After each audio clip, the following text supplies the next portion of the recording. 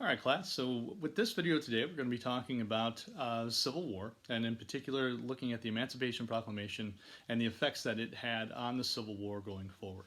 All right. So as Lincoln's cabinet had advised him, he was waiting for a victory in the North, or a Northern victory, I should say, in order to issue this Emancipation Proclamation. And he had decided that the war had to be more than just about preservation of the Union, that it had to be about freeing slaves as well.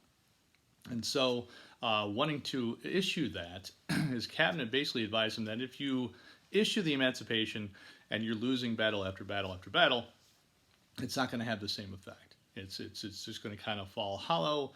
If you want it to be something that has some gravitas or some importance to it, you need a victory. And Antietam was victory enough. Again, the South had invaded the North had driven them out, even though we could argue that the North had the opportunity to possibly end the war at Antietam, and McClellan chose not to push the issue. But still, it was a Northern victory. And so after the Battle of Antietam, Lincoln will issue this Emancipation Proclamation, which basically stated that slaves in Union-controlled territories would be freed. All right, so there's a couple caveats to this. So it begins January 1st of 1863 is when it goes into effect. All right. Now, if you were a border state, you got to keep your slaves. Okay, he didn't want the border states seceding, and so they were allowed to keep their slaves. And obviously, if the Union wasn't in control of any territory in the South, which they weren't come January 1st of 1863, no slaves were going to be freed on that day. But it was a promise that once the Union gets into Virginia or the Carolinas or into Mississippi or wherever, and they gain control of territory, they would begin to emancipate or free those slaves. So it became a promise of freedom for slaves in the Confederacy. And what this does is, one, it gives the war a higher purpose. It now makes this about humanity. It makes it about eradicating slavery, because the Emancipation Proclamation is pretty much step one to eventually what will then become the 13th Amendment, and that's the abolition of slavery. All right? So it makes it about slavery. Two, it prevents Britain really from siding with the Confederacy. Remember, the South and Britain had a trade relationship. The British textile mills relied on Southern cotton, and so the South was hoping that they would be able to get Britain to join their side. Well, by making this about slavery, what this does is it pretty much keeps Britain from being able to join the South. They're not going to join the side that's fighting to maintain slavery. Europe didn't have slavery anymore.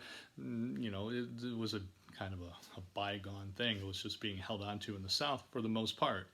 And so Britain wasn't going to come and join the Confederacy if the war is about slavery. So those are two really big things that come out of this Emancipation Proclamation.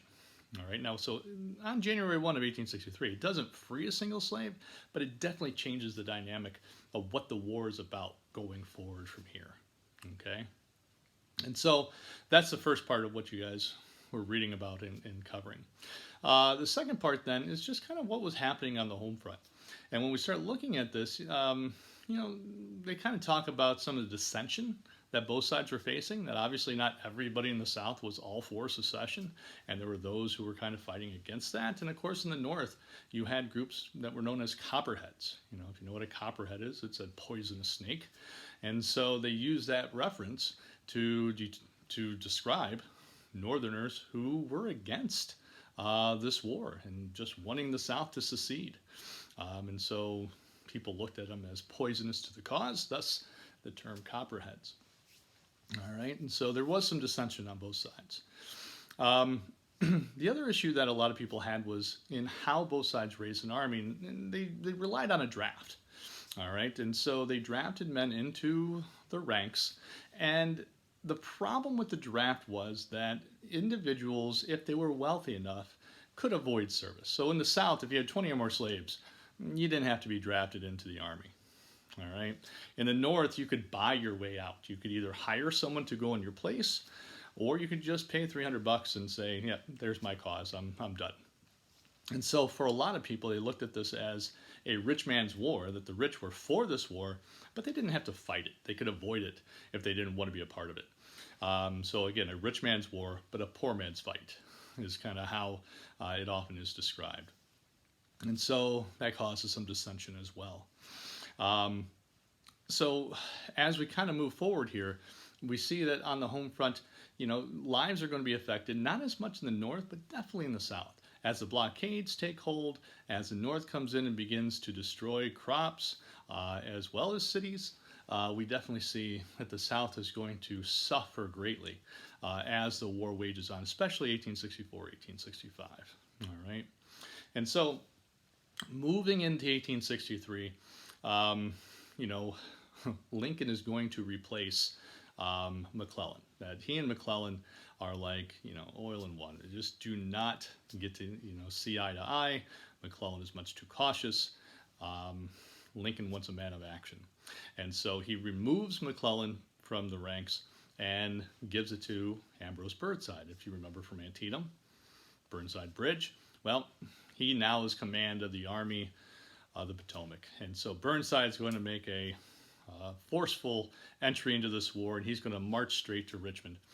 And the Confederates meet him at a place called Fredericksburg, all right, which is in Virginia between Washington, D.C. and Richmond. And this is one of those situations, again, where the North has more men than the Confederacy. But his plan, Burnside's plan, relied on pontoons coming down so that he could cross the Rappahannock River. All right, so he's on the northern side of the Rappahannock. He has to get to the south side and go through Fredericksburg. And so the Confederacy has plenty of time to begin to mount their defense. And so outside of Fredericksburg, they take the heights outside of town. There's a stone wall that people had used for farming and such, or to kind of block off areas. And so they kind of set up behind the stone wall. And of course, it's elevated. All right. And so the North has to attack the Confederacy going up the hill where they're entrenched, where they have the stone wall. And Burnside orders charge after charge after charge after charge. 13 charges in all over the course of 2 days. Their army is decimated. Burnside agreed to lead the last charge before his advisors told him it was folly and not to do it. And so the North has to retreat. Burnside is going to be relieved of his duty, positioned somewhere out west. And so once again, Lincoln is looking for another general, and he chooses now Joseph Hooker. All right, Fighting Joe Hooker. And so Hooker decides he's going to attack Richmond, and he takes a similar path, just a little bit farther east, and he goes and he meets the Confederate Army at Chancellorsville. Now, this is an amazing victory for the Confederacy because they are outnumbered 2-1. And at the beginning of the day, Lee and his forces are able to kind of stop Hooker in his tracks, but Hooker has the advantage going into the next day. And really, things look really good for the Union here.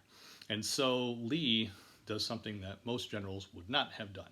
He decides to split his army, and so he sends half of his army under Stonewall Jackson kind of around to flank the Union. So they kind of march all night to get behind the Union lines, all right, where half of the army then is stationed in front of Hooker and the main corps, if you will. And so the Union have sentries. They're kind of eyes and ears of what is going on, and they can hear the marching, but they assume that they're marching away, that they're retreating, that they know that they're beat, and so there's this kind of sense of security. And then in the back of the line, these are people who didn't expect to be fighting, so they're kind of in reserve. They're getting up in the morning. They're not really that prepared, and all of a sudden, out of the woods comes Stonewall Jackson and his corps, and they're attacking this flank, which begins to roll up into the main body. They have no clue what's going on. At the same time, Lee attacks from his front, and now there's confusion. Nobody really knows what's going on, and so Hooker eventually will retreat. And it's a tactical victory. It's an amazing victory for the Confederacy, but it comes at a high cost. As they're pushing the issue, Stonewall Jackson moves out in front of his corps and such, And as he is coming back late in the afternoon, he crosses into a kind of a picket line, and he is fired upon and shot. He he loses his left arm. It's fired and shot in his left arm. And so he is sent to the hospital. They amputate his left arm. He seems to be recovering, but then it turns septic, and he will die from his wound. Now, Stonewall Jackson was one of the most beloved generals that Robert E. Lee had. He really relied on Stonewall Jackson to do a lot of things, just like he did at Chancellorsville. And Lee is even quoted as saying, you know, Jackson has lost his left arm, but I have lost my right.